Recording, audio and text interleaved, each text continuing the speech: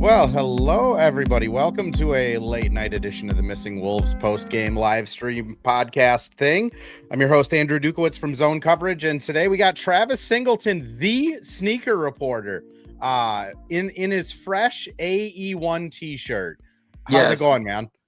it's going good, man. It's going good. Thanks for having me on here, man. We had a thriller tonight, so I'm excited to talk about it for sure. Well, I got to correct myself right away. That's an AE2 t-shirt, right? Oh, this is the AE1 shirt.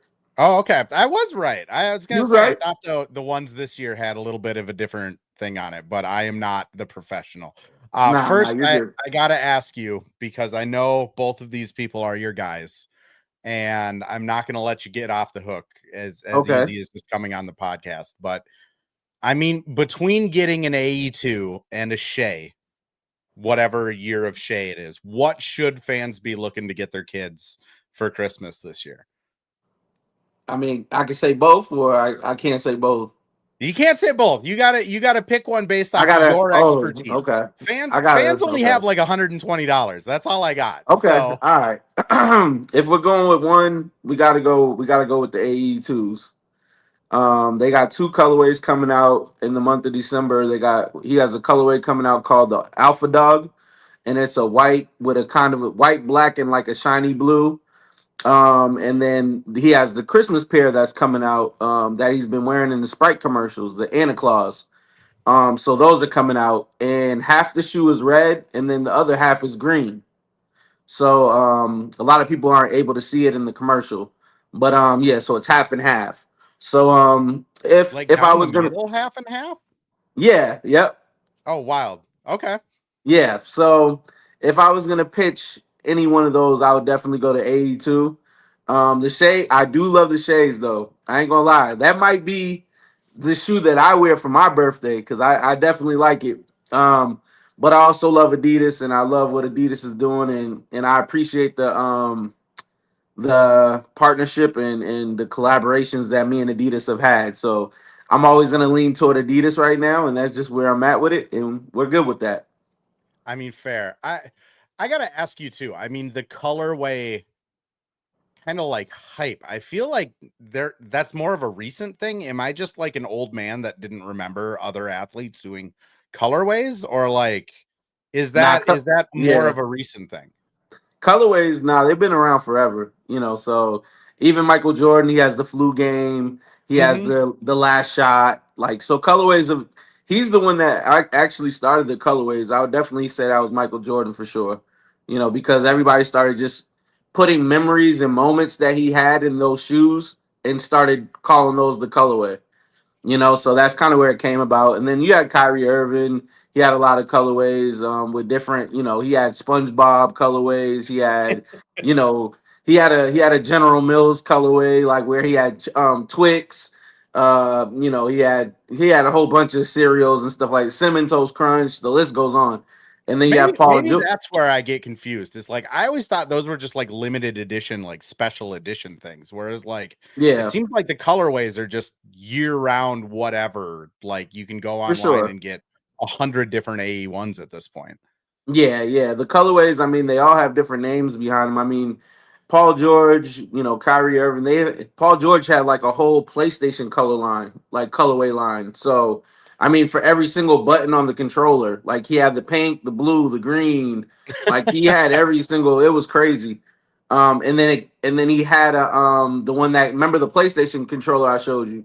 So Yeah. like he had collaborations like that. So I think the colorways, they kind of grow on their own. I mean, and let's be honest, like Anthony Edwards can come out with a pair that's let's just say all red, and people are gonna just call him the Red October because that's what Kanye West had, Yeah. back in the day. So I mean, there's certain colorways like if it's just there, it's that's just what it's gonna be. But it's pretty cool that you're wondering about colorways, man.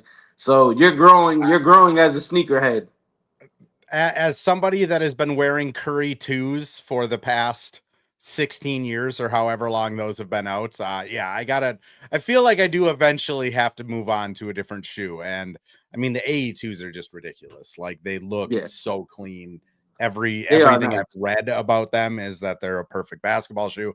I don't get Adidas money, so I'm just saying this like because. Not for sure. But I would say for comfort, it's I think it's really a basketball shoe. Comfort wise is like I know I have trouble with it. So, with just being in the 82s for a little bit, but you gotta break them in. You really gotta break them in like you're about to play. Like I yeah. legit felt like I was in the store just running back and forth to break them in like I was about to play a scrimmage or something, So yeah. Well, let's get into tonight's game because Wolves do end up winning 149-142.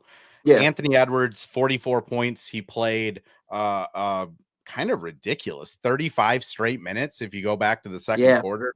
I mean, crazy. what were your thoughts on Ant tonight? Because he is just on a tear. He's on a tear right now. That third quarter was special. He came out and really set the tone and was aggressive, looking for a shot. I mean, he put up 30 shots tonight, 16 for 30. I mean, he really came with it. I think the biggest thing for me was he was attacking, right? I mean, he took 30 shots, but 13 threes. I mean, but still 17 going to the rack. I'm good with that. When you have that balance, that just shows me that he's really going for it. And I just love what he did tonight. He was a true facilitator too. He had 4 assists as well. Like he found his teammates when he needed to find them. 5 boards.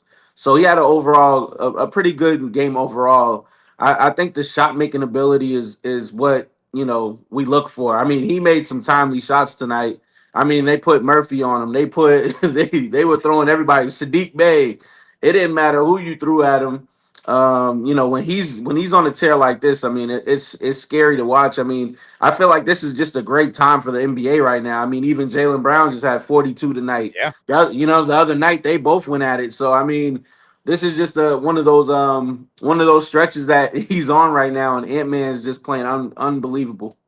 I mean, looking at his shot chart here, I mean, it is clean. Now, out of those 30 shots, only 2 of them weren't in the paint or a 3.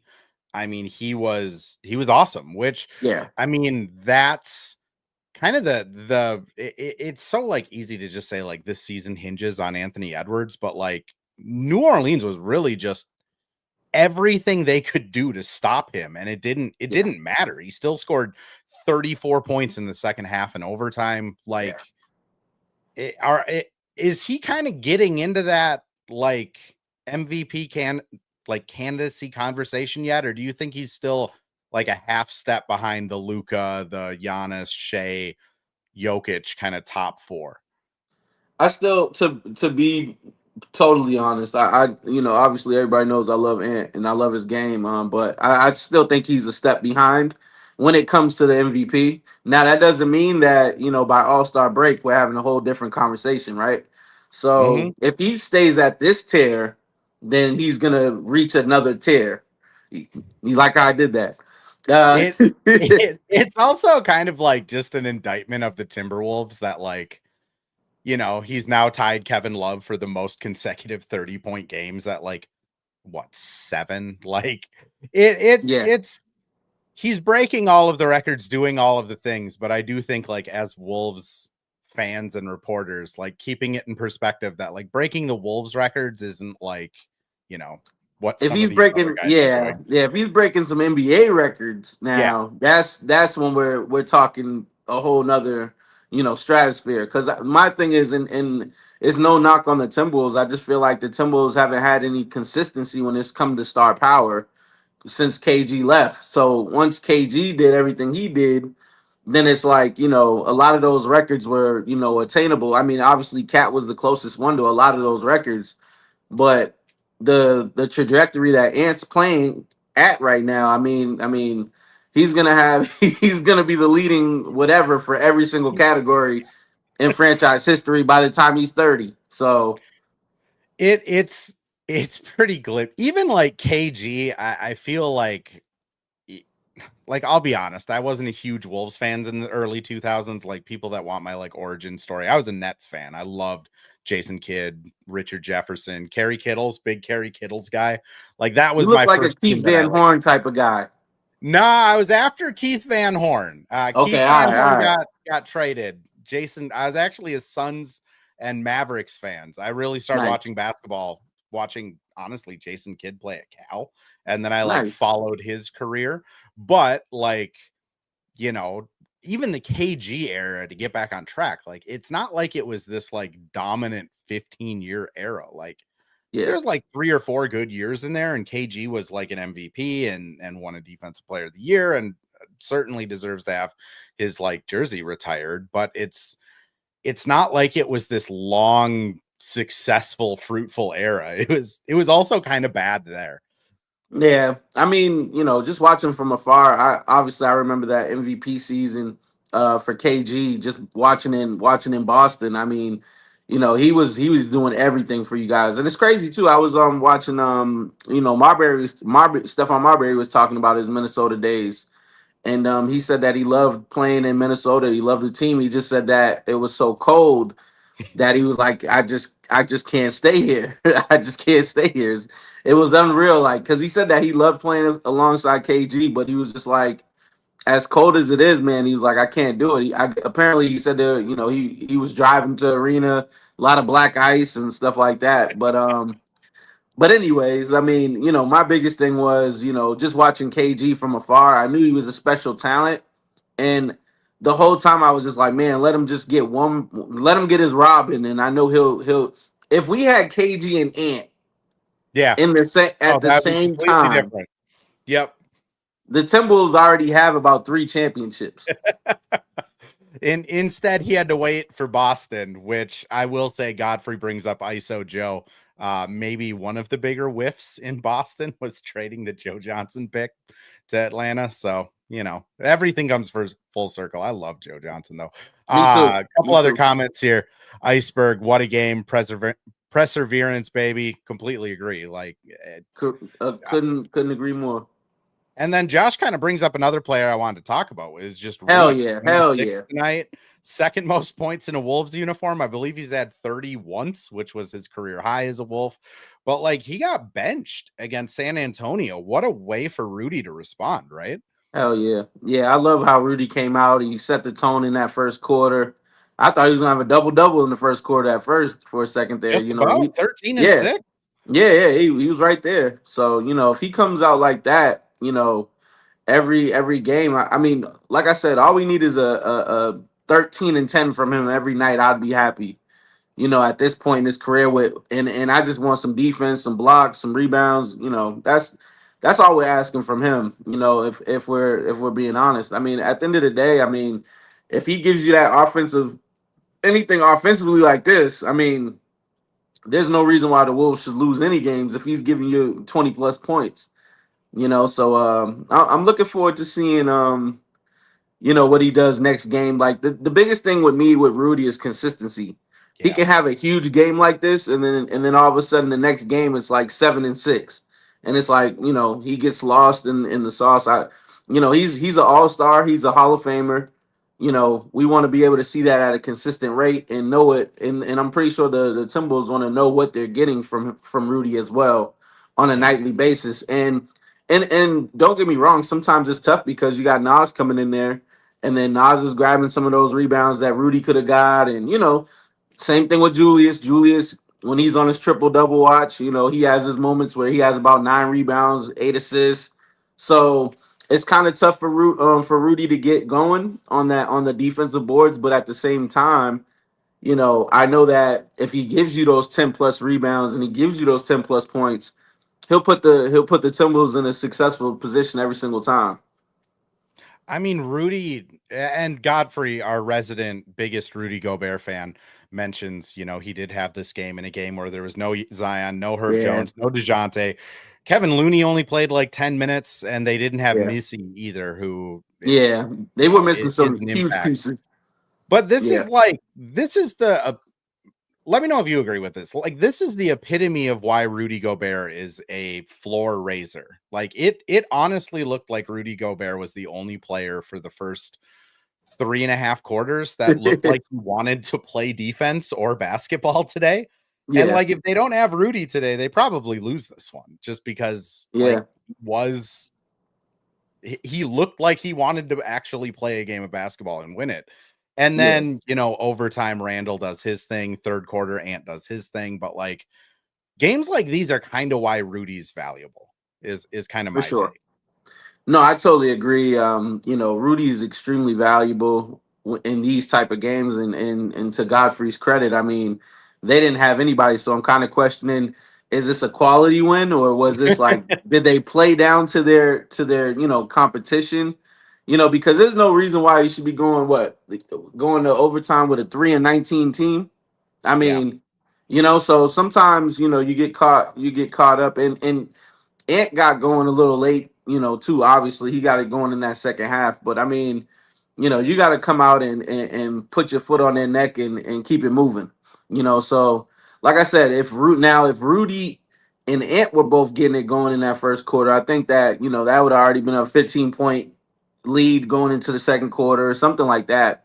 So it is something to pause, for the cause and question, like the quality of the win because of the team that they're playing. But this is the NBA. You got 82 games, man. You gotta take every single win the way you need it.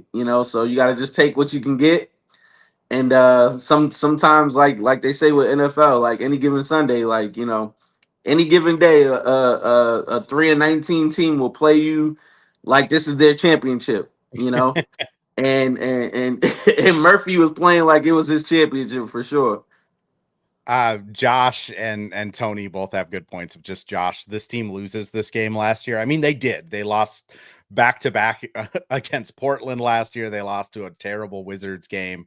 The Yeah, Bucks with only Kyle Kuzma. Like this, I do think this game is a sign of growth. And Tony kind of agrees with that, just saying, they seem to find a way to win better this year than last year. I, agreed, I mean, Tony. I'll be honest, like these are the games that when I'm watching it are just kind of frustrating because it's like if they just came in the first quarter and played with the effort they played with in the fourth quarter, they could just win it by 30. Because, like, objectively speaking, this Pelicans, like what the Pelicans marched out there, there's probably more career G leaguers on that team than actual NBA players. Yeah, And like you have two and a half all-stars with Julius Ant and Rudy, and then Jaden's been awesome. Like you have 7 starters on this team. Like yeah, I think it's fair for people to kind of roll their eyes at this type of win, but also like it's still a win. Like you don't give yeah, it back. You win, move on to the next one. I think you saw that when it mattered, this team can win in clutch. I do want to ask you another question though, but first I want to throw some ads in here quick, but I do want to no ask problem. you just your thoughts on the team overall, especially after they vomited all over themselves last week a couple times. But I first got you. ad. Yep. Well, hello. Thank you, live stream Andrew. This is Ad Read Andrew. And today we have Firehawk Construction and Remodeling, the presenting sponsor for the Missing Links podcast. Firehawk Construction and Remodeling strives to inspire people to follow their ideas, working with respect and understanding to create a quality, tailored result. Firehawk Construction and Remodeling, located in Blaine and serving in the North Metro area, is here to help you with your building and remodeling needs. I can say personally, thanks to Firehawk Construction and Remodeling, I have a beautiful deck in my backyard and countless projects that I started, they finished. Get started on your new deck or remodel today by calling Isaac at 763-710-5686. And we're back with another ad read. This time for Pence Homes, the presenting sponsor of Hitting the Hardwood Network.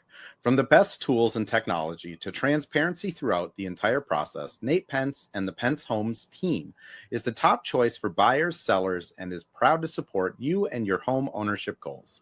Get started today by calling 612-308-1122 or by emailing info@pencehomes.com. So Tony asked a good Rob Dillingham question in the chat that we'll get to. But first, Travis, I just kind of want to ask you, because if they won that Phoenix game, right, and if they won the Kings game, both games were like, it was statistically an anomaly that they lost. Like they had over Yeah. 99% win percentage. If they just won those 2 games, the Wolves are a half game behind the Lakers for the 2 seed. I Yeah. mean, where should we be considering this team right now? Because as it stands now, they're the 6th seed, game and a half behind the Spurs, Nuggets, and Rockets. But at the same time, it's like they're a minute of bad basketball away from being potentially the 2 seed. Like, what's realistic to actually think of this team? Yeah, I feel like it's still, for me, I feel like it's still early. I usually grade teams after 25 games on a Mm-hmm. season. But I do think that this team, the cohesiveness, that's what we heard all season, media day all the way till now.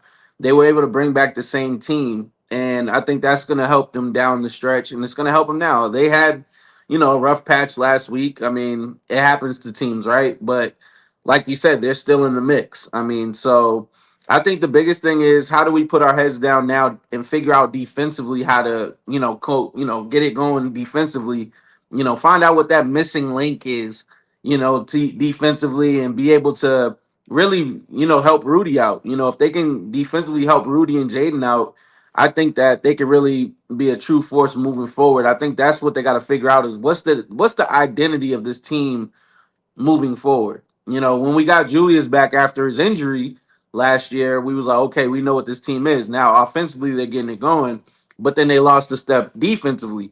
So I think they just got to figure that out. And the good thing about it is they had an early start because, like I said, they brought everybody back. But I think for Ant, he got to take that next step too, right? And right now we're seeing that. So the little hiccups with Sacramento and Phoenix, I'm not too worried about that. But you got to make sure when you're playing against the big time teams and stuff like that, that you're showing up when it matters. When you're going against OKC and all these big teams. So I can't really put a finger on what this team is right now. But I know defensively they got to get better.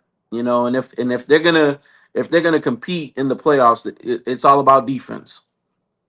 Well, and what's kind of to your point of I'll be honest, like for me, I'm a very slow moving thinker. So like I generally tell fans like Christmas. Like wait, Yeah, talk to me after Christmas and I'll have a exactly. formed thought. But I mean the Wolves they're playing the Pelicans again on Thursday, the Clippers on Saturday, a Suns team that has taken some lumps on Monday, and then they have 3.5 days off before they play the Warriors, and that might be their next like test, which might be hard to even by then figure out what this team is because it's again going to be 4 games against sub 500 Yeah, teams and that's where you get trapped. Yeah, you get those yep. trap games.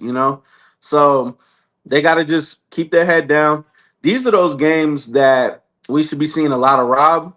And I think that's what we need to really see. Like Anthony Edwards should be playing third quarter, half the fourth maybe, and then we get the chance to see Rob and them finish the game out with these next couple of games for sure. I mean, there's no reason why you're going into overtime against a 3-19 team. I So mean point so point these are those games where you develop the bench and develop those young players. So then when it comes to those rough moments, Jalen Clark's like, all right, I already got some playing time. I already did yep. this. Rob's like, I've already developed this. I got some chemistry going with Nas now.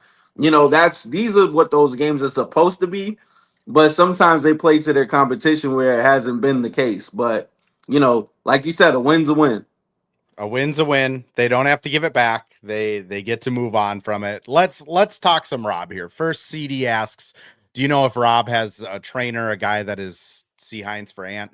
All of these guys have like their own like workout staff, like outside Yeah. of the team. I'll say last year, I mean, last year Rob was glued to Pablo Prigioni, like glued to him. This year, Pablo's assumed some more responsibilities with the team. I think he's kind of their pseudo offensive coordinator, if you will. So he's been spending a lot of time with Max Lefra. I Yeah, think Luther.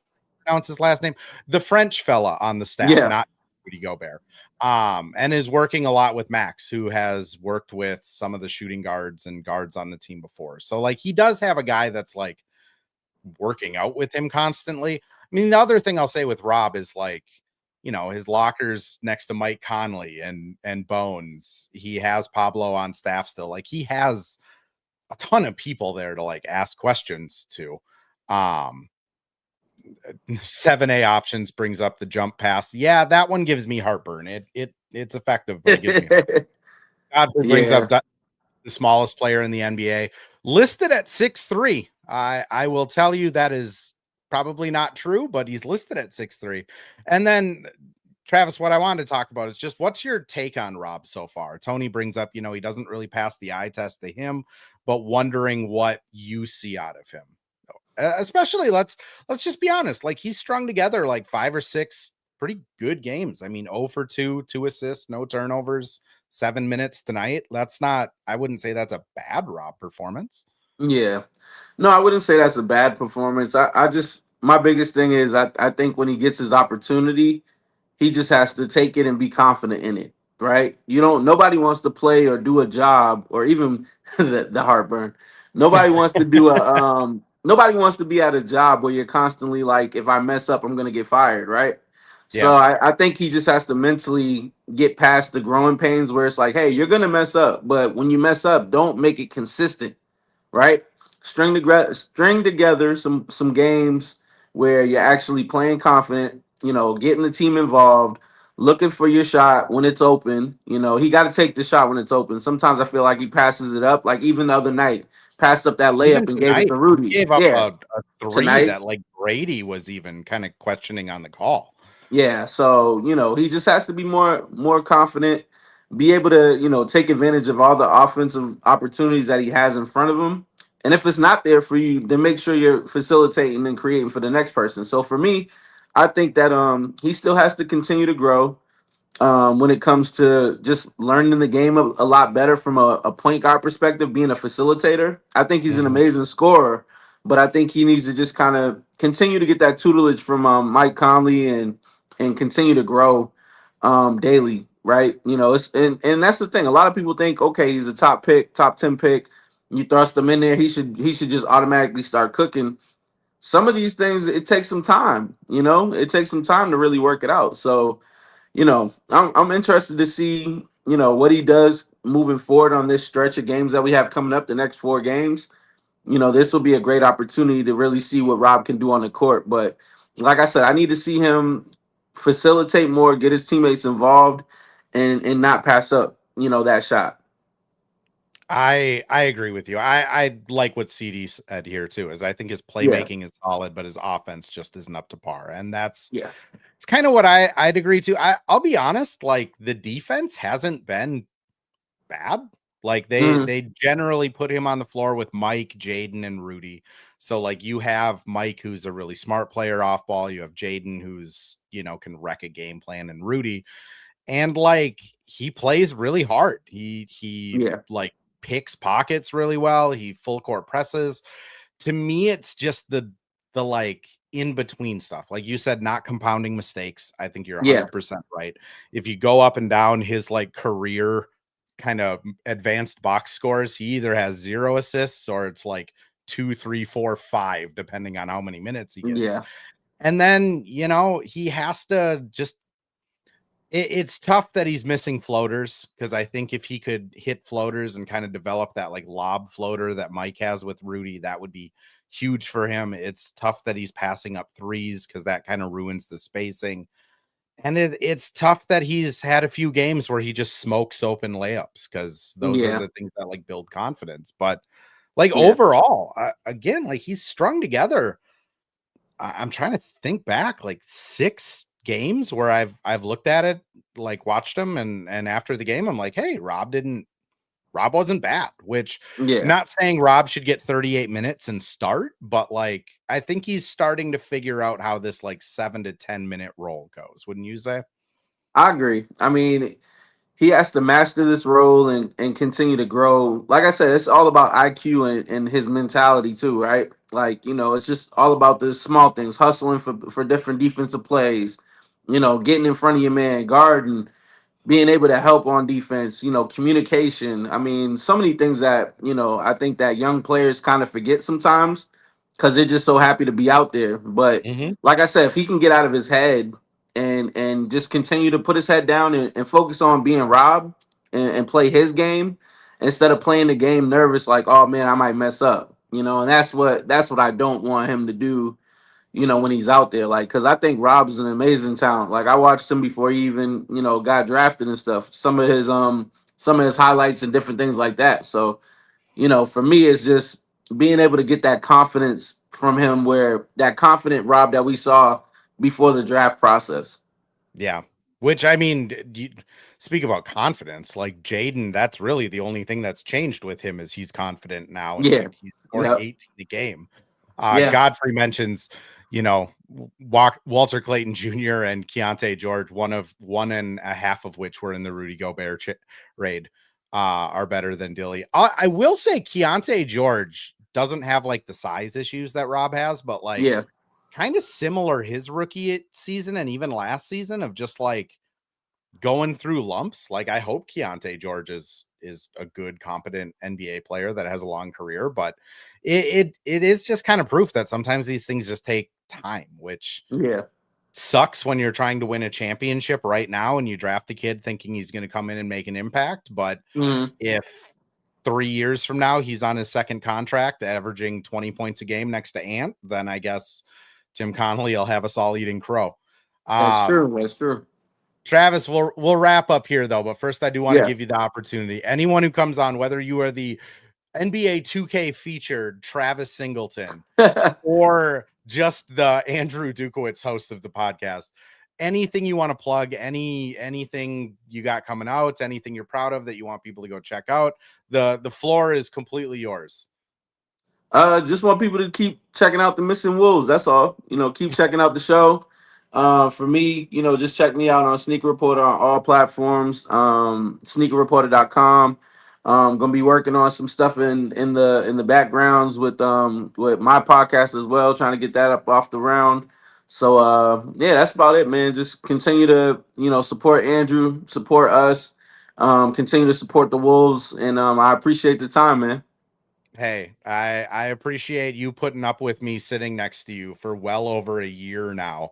It's great every game, but Yes, sir. for everyone that tuned in here, if you came in late, this will be released as a podcast tomorrow morning. That'll be on December 3rd at 7 a.m. If you can't wait for that for some reason, as soon as this stream ends, this will live on forever on YouTube at the Missing Minnesota, and it'll be up on my X as well, a Duke MN. Travis, thank you so much for coming on, man. I always appreciate it. Love talking Appreciate to you, bro.